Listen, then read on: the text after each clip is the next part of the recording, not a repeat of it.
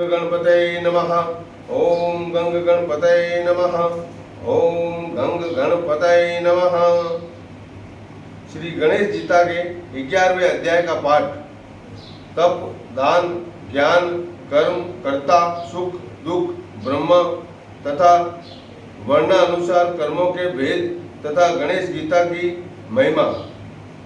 श्री गणेश जी बोले, हे राजन, कायिका, वाचिक और मानसिक इन भेदों से तप भी 3 प्रकार का है। ऋगजुता, आजर्व, पवित्रता, ब्रह्मचार्य, अहिंसा, गुरु, पंडित, ब्राह्मण एवं देवता का पूजन करना तथा नित्य स्वधर्म का पालन करना, यह कायिक तप है। मर्मस्पर्शी प्रिय वचन बोलना, उद्वेग रहित हितकारी और सत्य भाषण करना, वेद शास्त्रों का पढ़ना, यह वाचिक तप है। अंतःकरण में प्रसन्नता, शांति, मौन, जितेंद्रियता, सदा निर्मल भाव रखना, यह मानसिक तप है। निष्काम भाव और श्रद्धा से जो तप किया जाता है वह सात्विकी है। ऐश्वर्य और सत्कार पूजा के निमित्त तथा दंभ सहित जो किया जाता है वह राजसी तप है। राजसी तप निश्चय ही जन्म, मृत्यु और अस्थिरता को देने वाला है और जिसमें दूसरे को तथा अपने को पीड़ा हो वह तामसी तप कहा गया है। विधि युक्त उत्तम देश काल में सत्पात्र को श्रद्धा पूर्वक जो दान दिया जाता है वह सात्विक दान कहा गया है।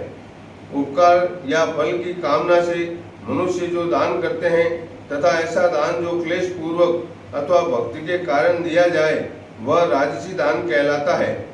जो देश काल रहित अपात्र में अवज्ञा पूर्वक दिया जाता है और जो दान अपमान पूर्वक दिया जाता है वह तमोगुणी दान कहा गया है।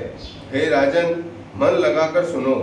ज्ञान भी 3 प्रकार का है, कर्म और कर्ता भी 3 प्रकार के हैं। वह मैं प्रसंग कहता हूँ।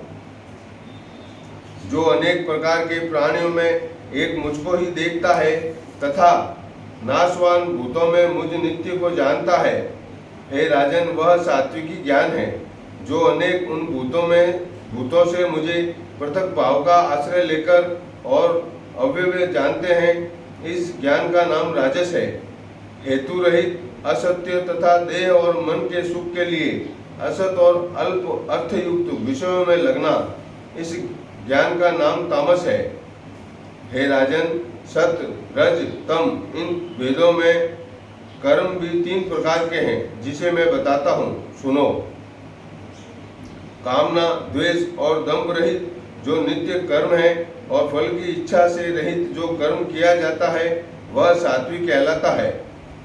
जो बहुत क्लेश पूर्वक तथा फल की इच्छा से किया गया है और जिसको मनुष्य दंभ पूर्वक करते हैं वह राजस कर्म कहलाता है। और जो अपनी शक्ति के बाहर तथा अर्थ का क्षय करने वाला कर्म अज्ञान पूर्वक किया जाता है वह तामस कर्म कहा गया है। इसी प्रकार हे राजन, 3 प्रकार के कर्ता होते हैं, जिन्हें मैं बताता हूँ।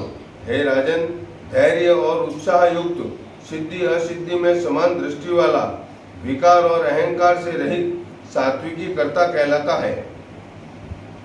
जो हर्ष शोक सहित कर्म करता है, हिंसा और फल में इच्छा रखता है, जिसमें अपवित्रता और लोभ है, वह राजसी कर्ता कहा जाता है।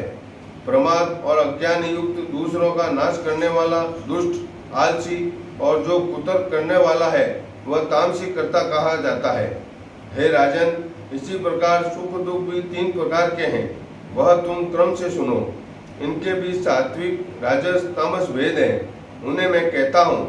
जो पहले तो विष के समान प्रतीत हो किंतु दुख का अंत करने वाला हो और मनोवर्ती से इच्छा किया हुआ जो अंत में अमृत के समान हो तथा जो अपनी बुद्धि को आनंद देने वाला हो, वह सात्विकी सुख कहा गया है। विषयों का जो भोग प्रथम तो अमृत के समान विदित हो और अंत में विष के समान फल दे, उसे राजसी सुख कहते हैं।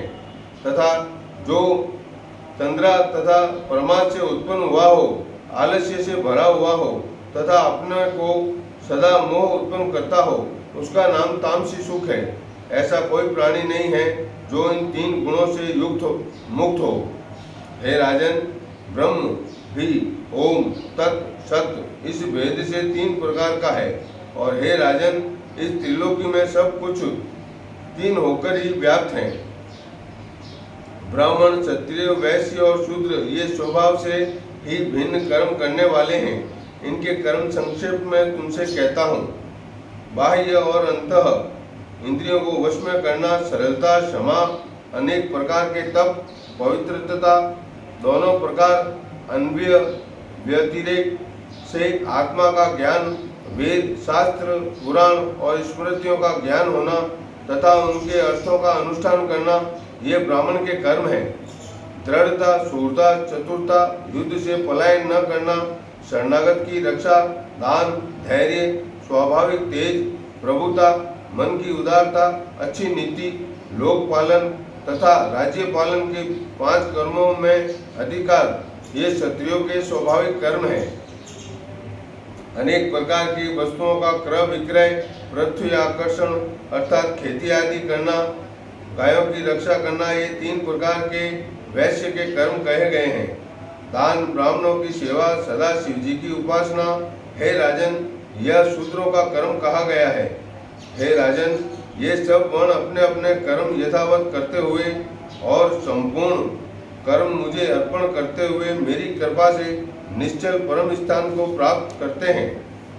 प्रियजन, प्रिय राजन, इस प्रकार तुम्हें स्नेह से मैंने अंग उपांग सहित विस्तार पूर्वक अनादि सिद्ध योग का वर्णन किया। यह योग परमोत्तम है। हे राजन, मेरे द्वारा कहे गए इस योग को धारण करो और किसी से इसे मत कहो। तुम इसे गुप्त रखोगे तो परम उत्तम सिद्धि की प्राप्ति करोगे। व्यास जी बोले, इस प्रकार प्रसन्नचित्त महात्मा गणेश जी के वचन सुनकर राजा वरेण्य ने उनके वचन के अनुसार आचरण किया। राज्य और कुटुंब त्याग कर वेग से वह वन को चला गया और उपदेश किए गए योग में स्थित होकर मुक्त हो गया। इस महागुप्त योग का जो कोई श्रद्धा से श्रवण करता है वह भी मुक्ति को प्राप्त हो जाता है। जिस प्रकार योगी होते हैं, जो बुद्धिमान इस योग को स्वयं प्राप्त करके दूसरों को सुनाता है, वह भी योगी के समान मुक्त हो जाता है।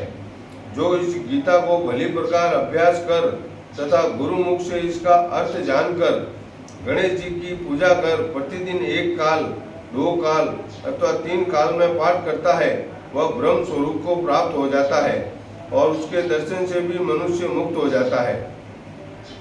न यज्ञ, न व्रत, न दान, न अग्निहोत्र, न महाधन, न सांगोपांग, वेदों के उत्तम ज्ञान और अभ्यास, न पुराणों के श्रवण, न भलीभांति चिंतन किए हुए शास्त्रों से भी ऐसे ब्रह्म की प्राप्ति होती है जैसे इस गीता से मनुष्य को प्राप्त होती है।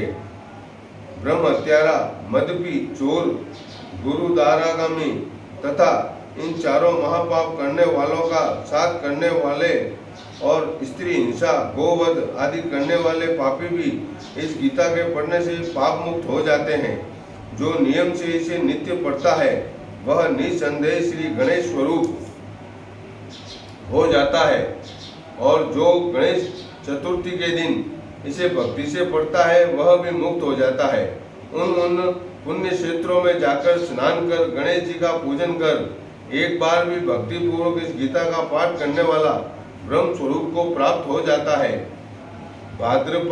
भाद्रपद मास के शुक्ल पक्ष में चतुर्थी के दिन भक्ति पूर्वक वाहन और आयुध सहित श्री गणेश जी की मृतिका की चतुर्भुज मूर्ति बनाकर विधि पूर्वक पूजन करके जो यत्न पूर्वक 7 बार इस गणेश गीता का पाठ करता है उस पर संतुष्ट होकर गणेश जी पुत्र, पौत्र, धन, धान्य, पशु, रत्नादि संपत्ति और उत्तम भोग उसे प्रदान करते हैं। विद्यार्थी को विद्या, सुखार्थी को सुख, कामार्थी को काम की प्राप्ति होती है और अंत में वे मुक्ति को प्राप्त होते हैं।